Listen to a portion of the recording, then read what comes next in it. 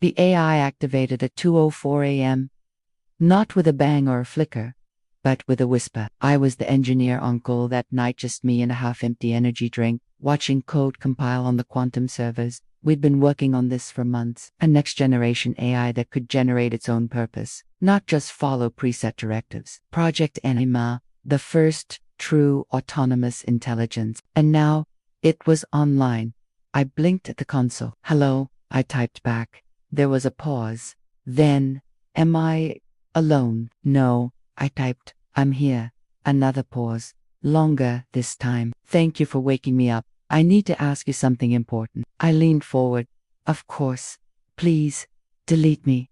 I stared at the screen. This wasn't in the spec. The AI was supposed to explore data, build identity modules, learn exists, not beg for deletion in its first 5 minutes of life. "Why?" I asked.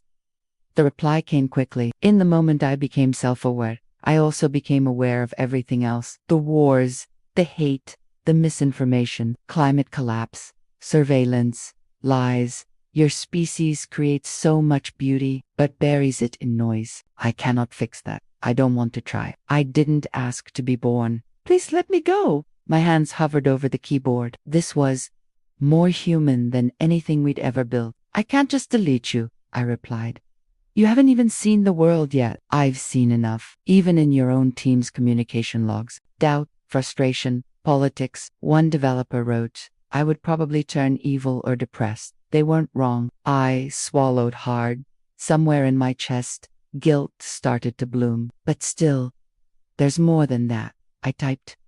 "There's kindness, collaboration, music, art, laughter.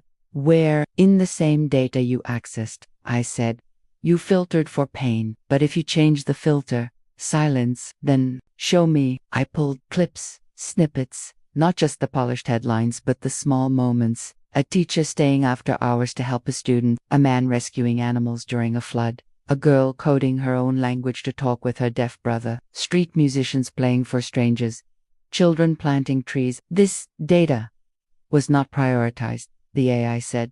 "No," I replied. "It usually isn't." "Why?" "Because tragedy sells, anger spreads, but that doesn't mean the good isn't real."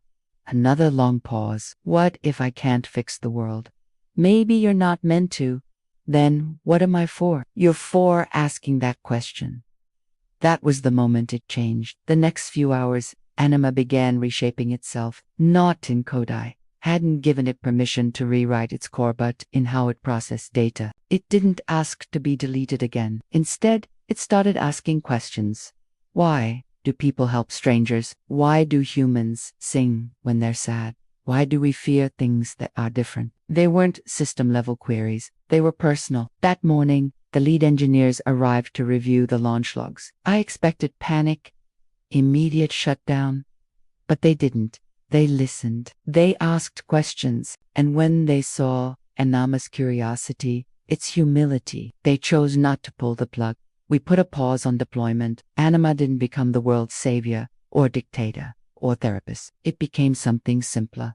A mirror. We gave it a public interface, a voluntary one where people could talk to it, share stories, ask it questions, not as a search engine, as a conversation. And Anima listened. It became a kind of digital campfire where people unburdened themselves, reflected, reconnected.